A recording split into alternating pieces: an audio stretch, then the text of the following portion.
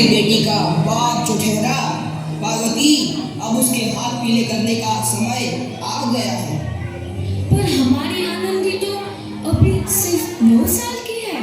अभी तो उसके पढ़ने लिखने और खेलने कूदने के दिन हैं। देख पार्वती, लड़कियां पराया धन होती है और जितना जल्दी इन्हें घर से विदा कर दे उतना अच्छा है। कल से आनंदी की पढ़ाई लिखाई बंद। पर बापू, इसमें मेरी क्या गलती है? आप मुझे पढ़ाई करने क्यों नहीं देते? तेरी गलती है कि तू एक लड़की है। लड़का होती तो क्या बापू? लड़का होती तो क्या? ए लड़की, ज्यादा जबान ना चला, नहीं तो जबान हलक से खींचकर बाहर निकाल दूंगा। बापू, मैं पढ़ लिख कर कुछ बनना चाहती हूँ। मेरी पढ़ाई ना रोको बापू। आनंदी, तुझे पढ़ना है तो पढ़, लेकिन सारी उम्र बाप की छाती पर यूं बोझ बनकर ना बैठ। पर बापू, अभी तो मेरी उम्र पढ़ाई लिखाई की है। मुझे पढ़ लिख कर डॉक्टर बनना है। पढ़ाई पढ़ाई पढ़ाई, आज तो मेरी इन किताबों का काम तमाम करके ही छोड़ूंगा। ये ले। नहीं बापू, मत पढ़ो बापू। मत छोड़ी। नहीं बापू, नहीं। बापू, ये तुमने क्या किया? तुमने मेरी इन किताबों को ही नहीं फाड़ा बापू, मेरी किस्मत फाड़ दी, मेरी किस्मत। ये कॉपी किताबें ना सिर्फ छोरों के हाथ में अच्छी लगती है, लड़कियों के हाथ में तो सिर्फ मेहंदी अच्छी लगती है, मेहंदी। पर बापू, मैं लड़की हूँ तो क्या हुआ? लड़का और लड़की तो हमारे दोनों आंखों के समान होते हैं। चुप कर आनंदी, और यह एहसान मान कि अब तक जिंदा है तू। कहीं बचपन में गला दबाकर मार दिया होता तो यह तेरी बकबक नहीं सुननी पड़ती आज। पर बापू, मुझे चूल्हा जलाना अच्छा ना लगे है। देख छोरी, जितना जल्दी हो तू चूल्हा जलाना सीख ले, उतना ही अच्छा है तेरे लिए। और हाँ, तेरा ब्याह तो होगा, वो भी कल के कल। अगला जीवन है तुम्हारी यही कहानी। आंचल में है दूध और आंखों में है पानी। मुझे माफ कर दे बेटी, तेरे बापू के जिद के आगे मेरी एक न चलेगी। माफ कर दे बेटी, मुझे माफ कर दे। इस प्रकार मात्र 9 वर्ष की छोटी उम्र में आनंदी का विवाह गोपाल राव जोशी से हो गया। बाल विवाह एक सामाजिक कुरीति है और इस कुप्रथा का शिकार होना पड़ा आनंदी को। 5 वर्ष बाद आनंदी 14 साल की हो गई है। उसके घर एक शिशु ने जन्म लिया है। देखते हैं आगे क्या हुआ। देखिए ना, इसे क्या हो गया है? इसका माथा तो अंगार की तरफ तप रहा है। इसे तो बहुत तेज बुखार है। आप बिना कुछ भी बोलते हैं। दीजिए मुझे। माधव, माधव, जल्दी से वैद्य जी को बुला के लाओ। जी, अभी बुला के लाता हूँ। ये तुम क्या कर रही हो आनंदी? भगवान की विभूति लगा रही हूँ। बस करो आनंदी, ये सब अंधविश्वास है। अरे आप यकीन तो कीजिए, भगवान की कृपा से इसका माथा ठंडा हो रहा है और बुखार भी उतर गया है ना बाबू? देखिए, दीजिए मुझे। उठो बाबू, आंखें खोलो, तुम्हें तुम्हारी माँ बुला रही है। आंखें खोलो, देखिए ना इसे क्या हो गया है। आंखें भी नहीं खोल रहा।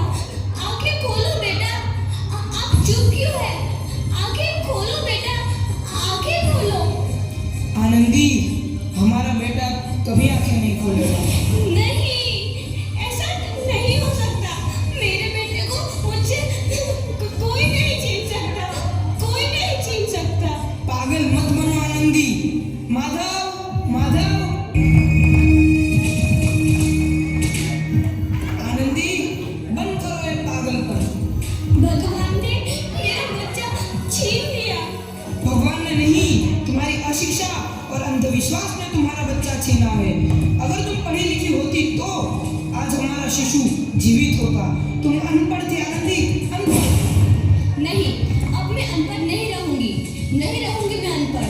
मैं पढ़ूंगी ताकि कल किसी और आनंदी को इलाज के अभाव में अपना बच्चा ना खोना पड़े। शाबाश आनंदी, और यही तुम्हारे अपराध के के लिए प्रायश्चित भी है।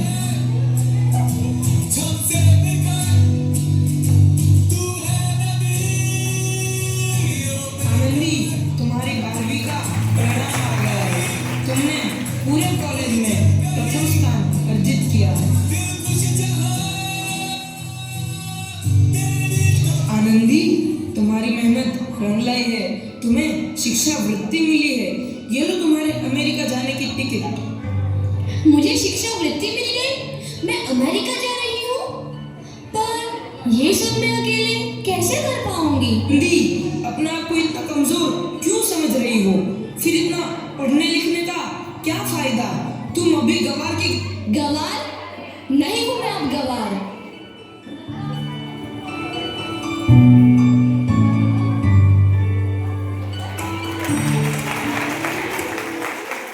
तो इस प्रकार 7 अप्रैल 1883 को आनंदी अमेरिका के पेंसिल्वेनिया के लिए रवाना हुई और 3 साल बाद उन्होंने डॉक्टर ऑफ मेडिसिन की उपाधि प्राप्त कर ली। इधर आनंदी के पिता की तबीयत बहुत खराब है। आगे क्या होता है देखते हैं।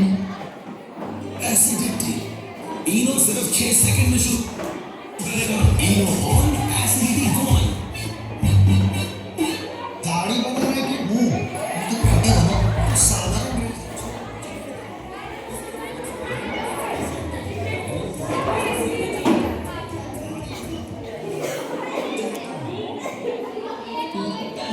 अब मेरे जाने का समय आ चुका है। अब मैं नहीं बचूंगा। ऐसा मत बोलो। शहर के सिटी हॉस्पिटल में अमेरिका से डिग्री लेकर कोई बड़ा डॉक्टर आया है। एक बार वहाँ चलकर दिखा लेते हैं। हाँ, सही बोला भैया। कम से कम दिल को तसल्ली तो मिल जाएगी। हाँ हाँ, चलो चलो जल्दी हॉस्पिटल चलते हैं।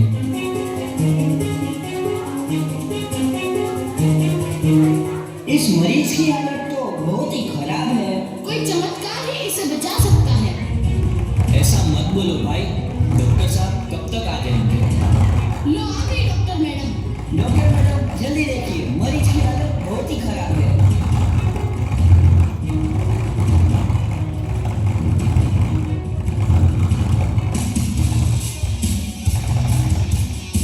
अब आप बिल्कुल ठीक हैं। मौत के मुंह से आपको बचाया है डॉक्टर मैडम ने। डॉक्टर साहब ने मुझे बचा लिया। मुझे मिलना है डॉक्टर साहब से। डॉक्टर साहब नहीं, डॉक्टर मैडम बोलो। डॉक्टर मैडम, उन्होंने ही तुम्हें जीवन दान दिया है। लो आ गई डॉक्टर मैडम, मिल लो उनसे। डॉक्टर मैडम, आपका बहुत बहुत धन्यवाद।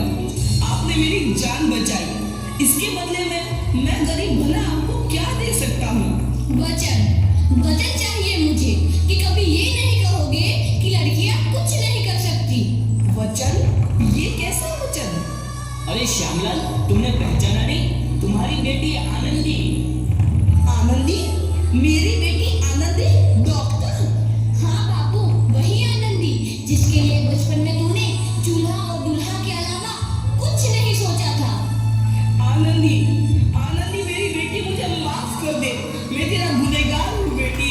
नहीं नहीं बापू, वही आनंदी जिसके हाथ पीले करके तुम उसकी सारी जिंदगी काला कर देना चाहते थे। माफ कर दे मुझे मेरी बच्ची, माफ कर दे। मैं तेरा अपराधी हूँ मेरी बच्ची, माफ कर दे। नहीं बापू, मैंने तो तेरा एहसान चुकाया है। याद है ना अपना एहसान जो बचपन में तुमने मुझ पर किया था? ताने सुना सुना कर जीते जी मार डाला था मुझको। अब बोल, और किस किस को मारेगा? आनंदी बेटी, मुझे माफ कर दे मेरी बच्ची। मैं तेरा गुनहगार हूँ। बापू, आपने ही तो बोला था किताबें सिर्फ बेटों के हाथ में अच्छी लगती है, बेटियों के हाथ में तो सिर्फ मेहंदी। बेटों और बेटियों में फर्क करना तो आंखों में फर्क करने समान है। एक का पढ़ना और दूसरे का ना पढ़ना सामाजिक अधिकार है बापू, सामाजिक अधिकार। उपकार मांगता हूँ मैं तुझ जैसी बेटी का, जिसने सारी उम्र मुझसे कुछ ना मांगा। मांगा तो सिर्फ बराबरी का दर्जा। वरना सच तो यह है कि मैं तेरी माफी के लायक भी ना हूँ। और जैसा बाप तेरी बराबरी कर सके, उसके मैं लायक भी ना हूँ मेरी